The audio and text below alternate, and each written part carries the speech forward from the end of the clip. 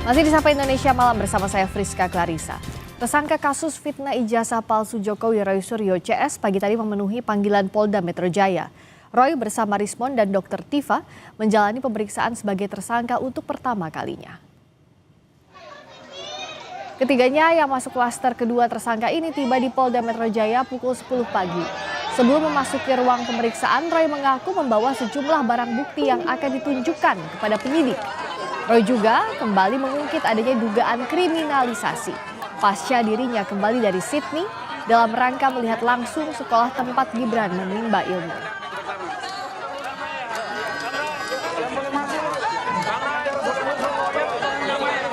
Kami tahu bahwa kami akan dikriminalisasi. Dan kenapa kami tahu? Karena apalagi setelah saya, Dr. Rismon dan Dr. Tifa itu udah merencanakan akan menerbitkan buku yang kedua. Buku yang kedua judulnya ada Gibran Black Paper. Dan itu terbukti dengan saya pulang minggu yang lalu dari Sydney dan membuktikan bahwa Gibran memang tidak punya ijazah SMA. Ya, SMA-nya tidak hanya SMA luar negeri, tapi bahkan kalau disetarakan dalam negeri. Dan ini yang semakin buat panik dan kemudian justru ini adalah langkah kita untuk semakin menegakkan kebenaran. Kuasa hukum Roy Suryo CS yakin kliennya tidak ditahan usai menjalani pemeriksaan perdana sebagai tersangka pencemaran nama baik kasus tudingan ijazah palsu Jokowi. Kosinuddin bahkan membandingkan kasus kliennya dengan Sylvester Matutina yang tidak ditahan setelah mendapat vonis hakim.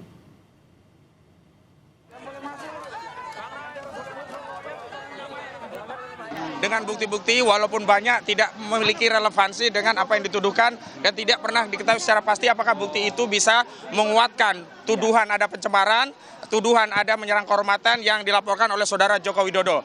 Walaupun ada 700 bukti, ada 130 saksi dan 22 ahli, itu semuanya versi penyidik. Dan dalam proses tersangka itu yang pasalnya juga sama, penghinaan dan fitnah 310311 KHP, saudara Sylvester Matutina tidak pernah ditahan dalam prosesnya. Karena itu hari ini sebagai bukti bahwa negara kita negara hukum, Polda sedang menjalankan penegakan hukum, tidak ada proses penahanan terhadap klien kami.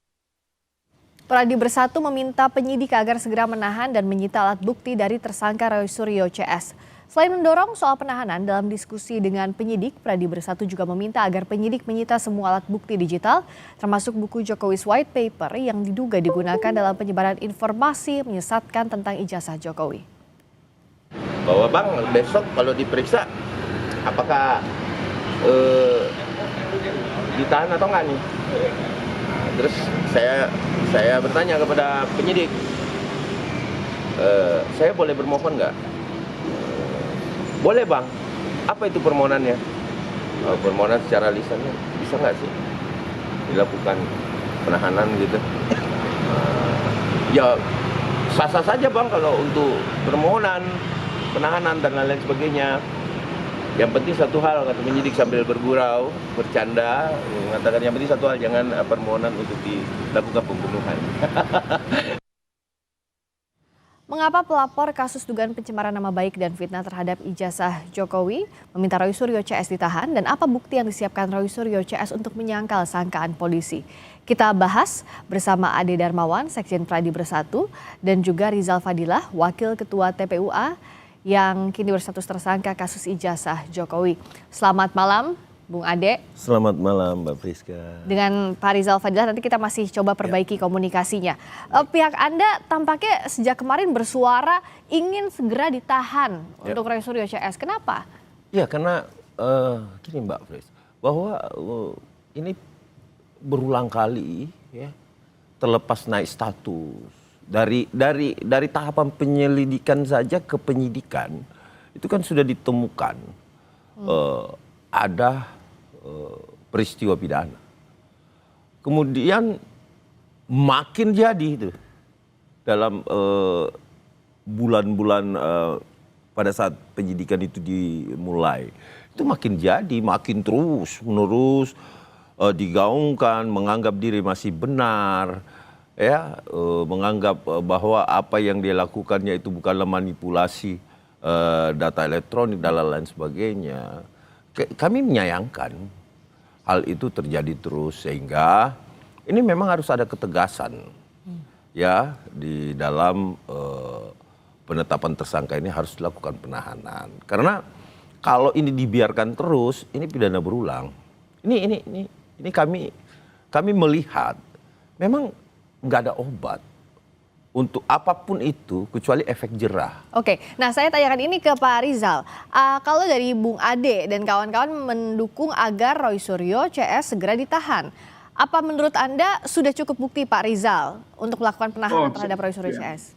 Saya kira belum ya, belum cukup bukti. Artinya Mengapa? seseorang itu ditahan itu kan kalau ada indikasi ya, indikasi kemungkinan melarikan diri gitu kan, atau mengulangi perbuatan yang dinilai sebagai perbuatan yang kriminal tentunya, kan ini belum tentu perbuatan itu kriminal gitu kan, atau dia akan menghilangkan alat bukti gitu.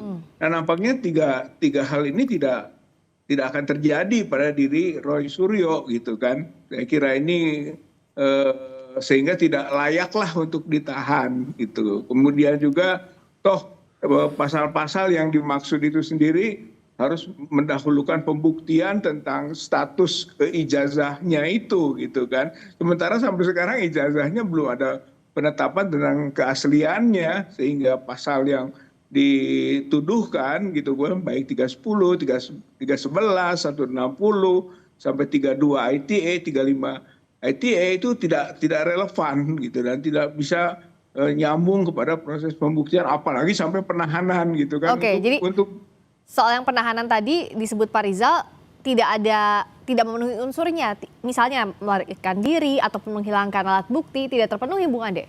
Jadi bukan begitu pengertiannya Mbak Fris ya, bahwa syarat-syarat penahanan itu ya kenapa bisa dilakukan penahanan, tentunya sesuai dengan KUHP, bahwa penahanan itu dilakukan bila mana ya kan ditakutkan melarikan diri dengan alasan-alasan itu, terus kemudian menghilangkan barang bukti ya.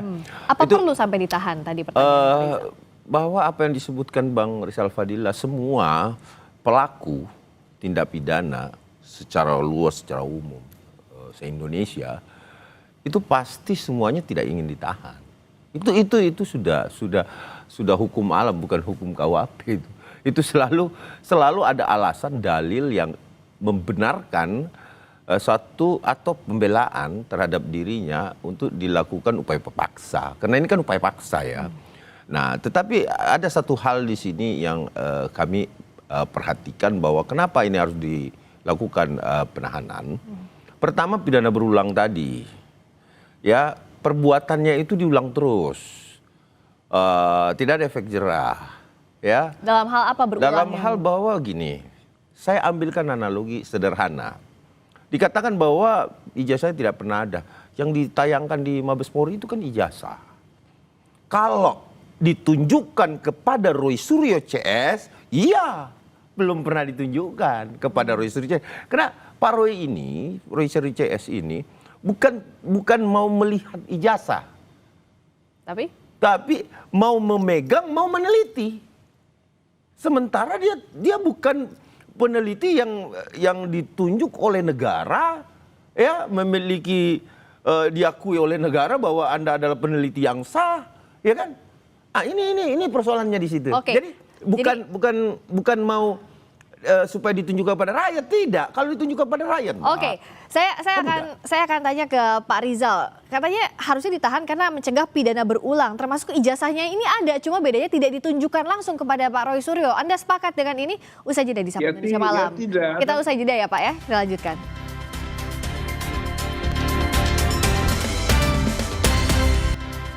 Masih di Sapa Indonesia Malam, masih bergabung Rizal Fadilah, Wakil Ketua TPUI yang kini berstatus tersangka kasus ijazah Jokowi, juga Ade Darmawan, Sekjen Pradi Bersatu. Pak Rizal, silakan dilanjutkan. Jadi kalau tadi kata Bung Ade, harusnya ditahan karena takut pidananya berulang. Tapi soal objek ijazah pun ada, tapi tidak ditunjukkan kepada Roy Suryo CS memang. Ya, sebenarnya ijazah itu yang disebut objek itu sudah berulang-ulang terinformasikan kepada publik gitu kan, termasuk juga kepada Roy Suryo, Rismo dan yang lain-lain. Seperti misalnya pada waktu mendatangi KPU gitu kan, KPU di mana ijazah yang dimaksud, ini keluar tuh. Yang di KPUD DKI mana, ini gitu kan. begitu juga yang KPUD di Solo gitu. Lalu ternyata diakurkan, disamakan dengan apa yang diinformasikan oleh pihak Bareskrim gitu, atau yang oleh Dian Sandi, atau yang oleh pihak UGM, sama semua itu, sehingga layak untuk dikaji dan disimpulkan, dan haknya seorang peneliti yang punya kapasitas tentunya untuk membuat kesimpulan bahwa yang seperti itu begitu dibandingkan juga dengan berbagai ijazah yang lain yang ditemukan, yang begitu mah palsu begitu. Jadi hal yang wajar saja jika Roy Suryo mengambil kesimpulan seperti itu, dan itu belum masuk dalam kualifikasi pidana karena pihak kepolisian sendiri belum sampai bisa menyatakan keasliannya dalam mana otentiknya gitu kan, baru identik saja, belum lagi ada keputusan dari pihak pengadilan tentang status ijazah itu palsu atau asli. Saya kira keadaan begitu memberi kebebasan kepada seseorang untuk menetapkan atau meyakini berdasarkan keyakinan dan hasil penelitian ilmiahnya bahwa ya meyakini itu palsu ya, seperti itu, dan itu belum masuk kualifikasi pidana gitu. Jadi itu mesti bisa dilanjutkan dalam proses perdebatan hukum baik di kepolisian, kejaksaan maupun sampai ke pengadilan gitu, dan azasnya praduga tak bersalah. Kemudian syarat untuk ditahan tadi tidak ada gitu, apakah akan melakukan melarikan diri, itu kan bisa cegah tangkal gitu kan, bisa menghilangkan bukti, tidak pernah ada indikasi menghilangkan alat bukti gitu kan, sedangkan bukti itu sendiri adalah ijazah yang dimaksud. Lalu akan mengulangi, belum dalam kualifikasi pidana, jadi belum ada pengulangan pidana, belum ada pengulangan tindakan kriminal gitu menurut saya gitu. Oke, menurut Pak Rizal nggak ada alasan dan belum ada pidana di situ. Oh, belum ada pidana. Penetapan tersangka itu bukan peristiwa pidana. Silakan dijawab. Ya. Itu pertanyaan Pak Rizal untuk Anda. Pertanyaan Pak Rizal kan mengatakan bahwa belum ada peristiwa pidana. Saya menjawab, apakah penetapan seseorang tersangka itu nggak ada peristiwa pidana di situ? Atau apa sih syarat menjadikan seseorang itu menjadi tersangka? Apa syaratnya? Diatur di mana dia? Bila mana dua alat bukti itu? Menurut Anda dua cukup. alat bukti minimum itu sudah terpenuhi? Terpenuhi dong. Kan ini kita fair lah. Kita gini Bang Rizal, bahwa kalau kita melihat bahwa tidak ada peristiwa pidana, nah terus penetapan tersangka ini menurut Bang Rizal, sebentar. Iya. Menurut Bang Rizal, apakah penetapan tersangka ini ngadi-ngadi atau mengada-ngada? Enggak, masih ada upaya hukum gitu yang bisa dilakukan. Tetapi ada nggak peristiwa pidana di situ? Enggak, sekarang boleh saja. Itu menurut pihak kepolisian ini pidana, tapi menurut pihak yang bersangkutan, bukan. Oh iya, kita akan melakukan berhak, upaya. betul, Misalnya betul. Pra-peradilan, Betul, gitu kan. betul. Begitu ditetapkan sebagai tersangka, menurut saya itu salah, itu nggak masuk pidana. Mengada-ngada ya, Polda Metro ya. Kan bisa nanti diuji oleh pihak hakim di pengadilan, betulkah gitu kan penetapan tersangka itu atau tidak. Jadi belum clear gitu dan belum bisa diterima oleh semua pihak. Karena itu baru sepihak gitu. Makanya ada upaya hukum gitu Pak Ade. Kalau menurut saya hak juga pihak Pak Roy dan teman-teman yang lain untuk melakukan upaya hukum sampai pada kualifikasi tadi. Baik itu sampai status tersangka maupun ditahan, itu semuanya bisa dilakukan upaya hukum gitu.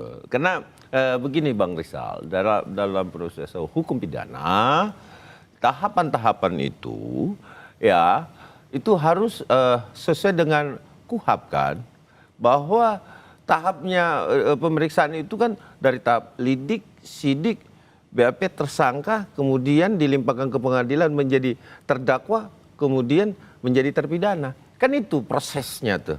Itu proses rangkaian yang terjadi pada itulah hukum pidana kita kan, itulah hukum pidana kita. Paham. Sebagai tahapan paham gitu kan. Tapi setiap tahapan juga punya hak seseorang untuk melakukan perlawanan gitu maksudnya gitu. Nah, ketika sekarang ini juga harus tersangka, sebenarnya itu kita siap untuk melakukan juga perlawanan hukum, Upaya apalagi hukum. sampai penahanan, begitu Mbak.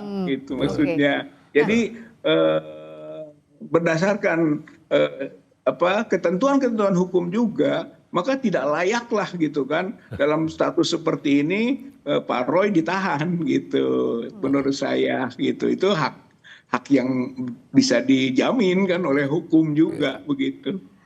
Pun misalnya Roy Suryo menolak adanya penahanan, menurut Anda apakah dalam kondisi seperti ini berhak juga dari pihak tersangka untuk menolak penahanan itu? Boleh, sah-sah saja. Saya menyatakan bahwa ini tidak sah penahanan saya, misalkan, katakanlah seperti itu. Tentu ada upaya hukumnya. Polisi dijamin oleh undang-undang, diberikan kewenangan terhadapnya oleh negara melalui undang-undang untuk melakukan segala kewenangannya. Kalaupun misalkan kepolisian dengan melakukan penahanan itu unprosedural, tentu ada tata cara yang harus ditempuh kepada pihak terlapor atau tersangka atau yang akan dilakukan penahanan ini melakukan upaya-upaya hukum. Contohnya prapit mungkin, ya kan? Nah itu diberikan seluas-luasnya untuk mereka membela diri, ya. Jadi saya rasa ini belum berakhir. Penahanan Roy Suryo pun ini bukan hal yang berakhir kalau untuk pembelaan, ya. Masih banyak tahapan, mulai dari P21-nya nanti mungkin dalam penelitian itu juga bisa dilakukan keberatan-keberatan hukum sebelum naik ke peradilan, ya, setelah P21. Nah di situ ini saya kasih inilah tata cara mungkin kalau Bang Rizal pasti paham itu bahwa apa yang dilakukan bila mana sudah naik ke tahap kejaksaan, apakah ada permohonan-permohonan yang dilakukan misalkan seperti ekspos dan lain sebagainya, itu upaya hukum semua tuh. Monggo silahkan dilakukan upaya hukum secara maksimal karena saya yakin betul bahwa Polda Metro, kejaksaan nantinya juga akan sangat profesional karena ini adalah kasus yang menyita perhatian publik. Ya, perhatian publik di mana ini sudah bukan publik Indonesia saja, Mbak Friska. Jadi, sampai ke luar negeri. menurut Anda harusnya apa yang dilakukan sekarang? Ya, tahan. Oke, kalau menurut Pak Rizal, apa upaya hukum yang disiapkan sekarang? Kalau menurut saya mah tidak gitu ya, wajar lah gitu kan, tidak perlu ditahan karena tidak ada syarat-syarat hukum yang membuat penyidik itu harus melakukan penahanan. Betul, itu adalah kewenangan, betul sepakat itu Pak Ade ya. Itu kewenangan dari pihak penyidik untuk melakukan apapun dalam pengertian menahan misalnya gitu kan. Tapi juga dihindari kesewenang-wenangan gitu. Sepakat. Dari sesuatu kewenangan bisa bergeser ke sewenang-wenangan. Itulah yang kita awasi bersama gitu. Disebut dengan profesionalisme itu betul kita jaga. Jangan sampai kepentingan-kepentingan non hukum gitu kan masuk di dalamnya. Nah, untuk itu maka proses-proses hukum memberi jalan gitu, berjalan termasuk di dalamnya tadi untuk tersangka saja peluang untuk bisa kita lakukan gugatan peradilan terbuka. Apalagi sampai nanti dilakukan penahanan gitu kan. Nah itu bisa juga kita lakukan perlawanan atau upaya misalnya penangguhan penahanan gitu kan, ada dengan jaminan dan sebagainya, itu masih bisa dilakukan. Betul lah, proses ini masih dalam tahapan-tahapan yang menuju ke proses berikutnya gitu. Tapi kita akan sama-sama upayakan pihak dari mungkin penyidik yaitu kan atau pelapor berusaha maksimal untuk terjadinya proses penahanan. Sementara dari pihak yang terlapor ataupun tersangka itu berusaha juga untuk adanya SP3 misalnya kan, dihentikan penyidikan itu karena tidak memenuhi unsur-unsur hukum untuk hal tersebut sesuai dengan KUHP. Nah, kalau dari pihak Anda, bagaimana agar publik melihat ataupun bahkan pihaknya Bung Roy Suryo CS menganggap bahwa ini berjalan transparan? Karena kan pertanyaannya sejak penetapan tersangka adalah mana transparansi kasusnya, menurut Anda? Ini sudah ya, saya kira gambarannya sangat tidak transparan. Bung Ade dulu sebentar Pak Rizal, silakan Bung Ade. Oh iya, mangga. Terkait transparansi penyidikan kan sudah disampaikan bahwa sudah diperiksa 130 saksi, 22 ahli. Sudah ditemukan ada unsur tindak pidana melalui bukti yang disita dan disajikan oleh saksi-saksi maupun pelapor. Baik itu yang ditemukan sendiri juga oleh penyidik, sehingga akhirnya sampailah pada hari ini penetapan tersangka. Singkatannya itu sudah transparan ya? Itu transparan, jadi tidak mungkin gini, ada rahasia penyidikan Mbak Friska. Artinya tidak mungkin dibeberkan, ini loh bukti yang kamu melanggar hukum saat ini. Tetapi yang mengetahui itu adalah terperiksa dengan si pelapor. Itu tahu ditangkap itu. Maksudnya sudah transparan. Dianggapnya kalau menurut Anda Pak Rizal apa yang harus transparan dari kasus ini, singkat saja? Ya, saya kira mengenai status alat bukti utamanya, gitu.